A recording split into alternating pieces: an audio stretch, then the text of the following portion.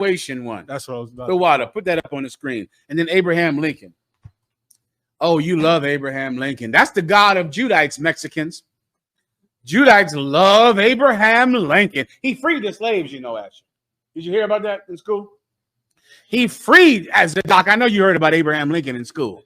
Or what they say about him in school, Doc. He freed the slaves. Oh, he was a wonderful man, Abraham Lincoln. I'm going to tell you the truth about Abraham Lincoln tonight that every scholar knows. Everyone that doesn't go to church knows. First, let's play the graduation. There was a graduation this week. Captain Nazariak did an excellent video on it. It's 2024. There is a school district in Wisconsin where there is a black man who is the superintendent of schools. He was voted in the top 10 superintendents in the state. That's how achieved this black man is. That's how achieved he is, this brother from the tribe of Judah. He's the superintendent of the school district. He came down to the school district to stand in the line of people who shake the hand of the graduates. You got their teacher, their principal, and their superintendent. As he was in the line to shake the hand of a white student, her father came out the line, grabbed him, and assaulted him and pushed him off stage, saying, "You are not going to shake the hand of my daughter." In 2024, with all of your achievements, all of your rights, all of your marching, all of your voting, Abraham Lincoln foresaw this. He knew this was going to happen. Play the video. See me one last time. Give me one finger. That's that with the scotch. Go ahead. Oh, excuse me. Look at this here. Man, you better get up off me, Brendan? man. Where's Get away from me, bro. No, don't. Hey, no. Hey, you need to get. Hey. Walk away. You better. I want to get off. Right now. I don't care. You hear that sound? That's real sound. That's the superintendent saying, "Get off of me. What are you doing to me? Let me go." Watch it one more time. Go ahead. So there he is in the corner. I see him. I see the blue suit on, right? Oh, excuse me. Where's Man, you better get up off Where's me, Brendan? man. Where's Get away from me, bro. No, don't. Hey, no. Hey, you need to get. Hey. Walk away. You better. I want to get off. Right now. I don't care. That happened last week. That didn't happen in the 1930s. That didn't happen during Jim Crow time in the South. That happened last week in Wisconsin. That didn't happen in Alabama. That didn't happen in Mississippi, in Georgia. That happened in Wisconsin. Wisconsin was a member of the what? The Union during the Civil War. Wisconsin is not a part of the South at all. That's the Midwest. This insult happened in Wisconsin. Let me explain to you something that has happened that your Christian church does not want you to believe. There was a black Republican this week that came out and said that black families were more together in Jim Crow times. Did you hear about that? Kind of, sir. That belief is a prevalent belief among people that want to please white people, that want to please our oppressor. Things were better when black people shut their mouths and took their abuse. When black people allowed their sons to be lynched and couldn't do anything about it. There are certain black people that believe that pleasing white people is pleasing God. Those people are in charge of America. Abraham Lincoln knew that at the end of the Civil War, you could not erase the hatred of white people no matter what you did. Abraham Lincoln believed that every black person had to be deported. Right now, you hear everyone talking about deporting the Mexicans, deporting the Haitians, deporting the people of South and Central America. Let me tell you the first people they wanted to deport, the freed slaves of the South. Play the video. You know what I want, Asher? Counselor. The video of the Jake, and then give me that. This one. You got it. Go ahead. Dream. What's that mean? It means that, contrary to what most people think, Abraham Lincoln's deepest desire was to deport all black people and create an all-white nation. It sounds like a wild idea now, and it is a wild idea, but from about 1852 until his death, he worked feverishly to try to create deportation plans, colonization plans, to send black people either to Africa or to South America, or to the islands of the sea. Pause He that. said Let me these just, for you brothers that know you're Israelites, let me just show you how pertinent that is. Abraham Lincoln wanted to deport every black slave to where? To Africa. Who was in Africa? Liberia or South America. Why? He was sending you where your brothers were. He was sending you to Haiti. He was sending you to Liberia or Sierra Leone. He was sending you to the Caribbean islands because that's where the Israelites were. He was not sending you to South Africa. He was not sending you to Ghana. He was not sending you to Nigeria. He was sending you to the lands where the Israelites were. And this man just said it. You can rewind that a taste and play that. When he says Africa, just know he's going to tell you he's talking about the country of Liberia, which was a country of the tribe of Judah set up in Africa. Go ahead. create deportation plans, colonization plans to send black people either to Africa or to South America, or to the islands of the sea. He said these words in a State of the Union message on December the 1st, 1862, in which he asked Congress to pass 3 constitutional amendments. 1, to buy the slaves. 2nd, to declare free all people who had actually escaped. But the 3rd one, his proposed 15th Amendment, asked Congress to allocate money to deport black people. To almost everything I say in here, I take from Lincoln or from documents of the time. It was not just something he wanted to push black people out. He had an idea of this great giant vacuum sound, black people leaving and white people from all over the world coming here and creating this all-white nation. As a matter of fact, I say, as you know, in his I Have a Dream speech at Alton, Illinois in 1858, he called for a haven, a white haven for free white people everywhere, the world over. Now, these are Lincoln's words. And the interesting thing about that is that he underlined these 4 words, free white people everywhere. He underlined them. This was his I Have a Dream speech. He was passionately committed to deporting black people and creating a white nation. Let me say in extenuation, he believed that that was the only way to solve the race problem. I found that offensive and strange, but he believed that that was the only way to solve the race problem. He said over and over again, he did not believe that black people and white people could live together in equality in the United States of America. That everything I've been taught about. That's Abraham Lincoln's words. Abraham Lincoln, who was extremely intelligent and who understood his people, he did not believe that at the end of the Civil War, white people would ever accept black people. He did not believe it was possible. He believed they had to be deported to Liberia, to Haiti, to South America, to Puerto Rico, because he believed that white people would just never accept them. That is what Abraham Lincoln said. And so he wanted to deport every former slave and then accept white people like a vacuum from Russia, from Italy, from Ireland. I went and looked it up. He's telling the truth.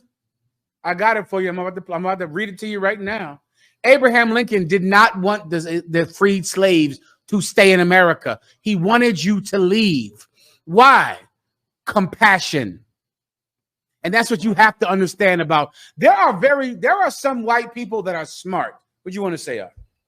Salaki. So if I may, I noticed that he said Abraham Lincoln was going to buy all the slaves, like paying like reparations to the slave master, that we're going to deport these people right here. So I'm going to pay you to That was the first plan. hand them over.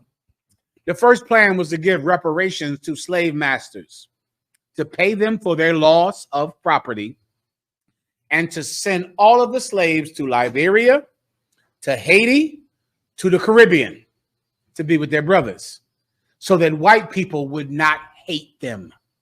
Abraham Lincoln knew that there was no way that white people would ever accept these black people as equals. And he knew they had to leave so that white people would not harm them. You don't believe me? Come on.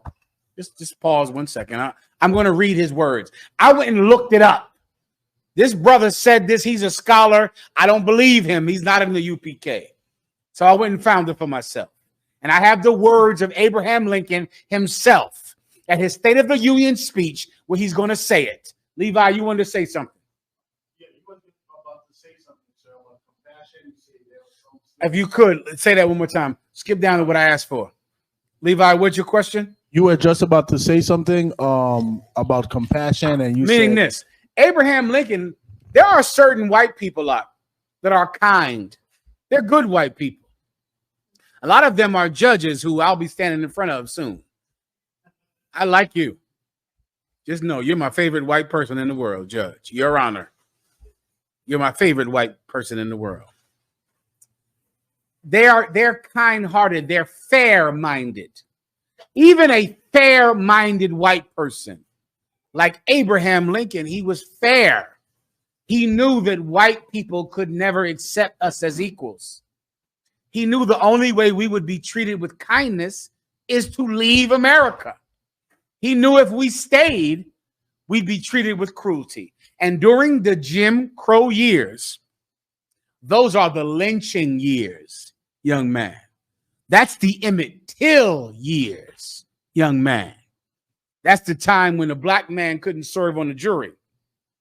So if a white man killed you, he was going home for free. What's that brother who had his eyes gouged out because he was wearing a United States military uniform? He was a decorated military hero on the celebration of D-Day, which is today.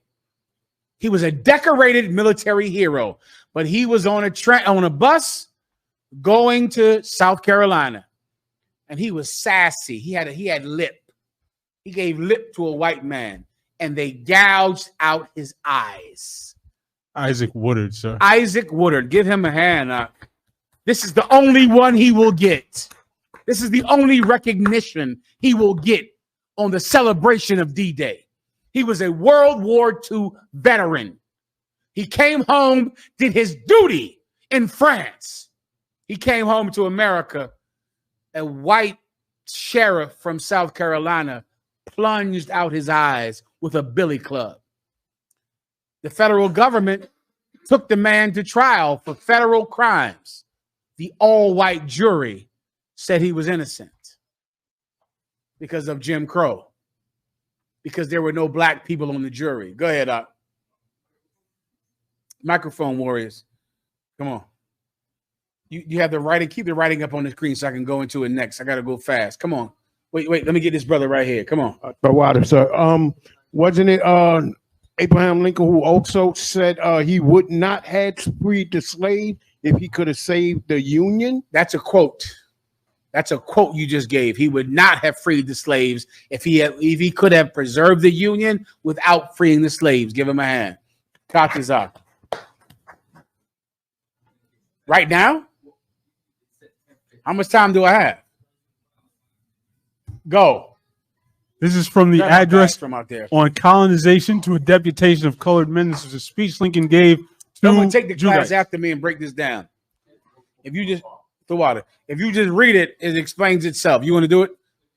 Come on, yeah. When at 5 minutes, go ahead. This was a speech he gave to a group of Judites. He said, "You here are free men, I suppose." Someone said, "Yes, sir." He continued to say, "Perhaps you have long been free or all your lives. Your race is suffering, in my judgment, the greatest wrong inflicted on any people."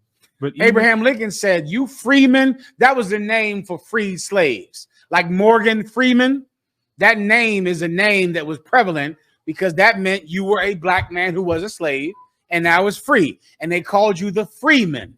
That's a big name in the South, like Morgan Freeman. And Abraham Lincoln has said, the greatest injustice in history has happened to you. Keep going. But even when you cease to be slaves, you are yet far removed from being placed on an equality with the white race. Even when you stop from being slaves, you're not going to be equal with the white race. That's what Abraham Lincoln is saying. Keep going. You are cut off from many of the advantages which the other race enjoys. And he goes on to tell Salaki, I want to skip down a little bit to get to the nevertheless, I repeat, without the institution of slavery and the colored race as a basis, the war could not have an existence. It is better for us both, therefore, to be separated. Abraham Lincoln said, listen, the war is going to make most white people hate you because they had to fight a war to free you. And the white people in the South are going to hate you because you're free. You have to leave. There is no way that they'll ever accept you. That's what he's saying. This is his words, Abraham Lincoln. Keep going. You may believe that you can live in Washington or elsewhere in the United States. You may believe you can be a superintendent in the school in Wisconsin. You may think you can do that. You may think you can go to Harvard, go to college, become a principal, then become a superintendent in the Wisconsin school. You may think what? You may believe that you can live in Washington or elsewhere in the United States the remainder of your life as easily. Take your time. As easily, perhaps more so, than you can in any foreign country. And hence you may come to the conclusion that you have nothing to do with the idea of going to a foreign country. You might say, listen, man, I can live in, in the United States and I can live in DC. I can live in Wisconsin. I can live in New York. You might think I have nothing to do with going to a foreign country. Go ahead. Slack, sir. I was looking for he you goes keep on going to from where them, you are. Go ahead. Oh, count on me, sir. And hence you may come to the conclusion that you have nothing to do with the idea of going to a foreign country. This is, I speak in no unkind sense, an extremely selfish view of the case. This is what? This is an extremely selfish view of the He said you're case. being selfish. If you try to stay in America, you're being selfish. That's what Abraham Lincoln said. You're being selfish. Keep going. You ought to do something to help those who are not so fortunate as yourself. You should do something to help the less fortunate black people. You should leave. Keep going. There is an unwillingness on the part of our people, harsh as it may be, for you free colored people to remain with us. Stop. Read again. Break this down, cut this out when I leave. There is an unwillingness on the part of our people, harsh as it may be, for you free colored people to remain with us. That's what he said. Why do I have to break this down for 25 years? White people are unwilling, as harsh as it may sound, to accept you. They don't want to accept you. They can't stand you. Abraham Lincoln knew that. Read it again. There is an unwillingness. There is an unwillingness on the part of our people. On the part of our people, meaning Abraham Lincoln's people, white people. Go ahead. Harsh as it may be. It may sound harsh. I know it's not what the church says. I know it might sound harsh. Go ahead. For you free colored people. For you what? You free colored people. For you free colored people. Go ahead. To remain with us. To remain with us. I know it's harsh. Keep going. Now, if you could give a start to the white people, you would open a wide door for many to be made free. If you could give a start to white people, you would let a lot of people be free. How can white people start? By you leaving. By you leaving, then white people would not be angry. And they would allow the Italians to come in, and the Germans to come in, and the Irish, the paddy wagon. They would allow the Irish to come in.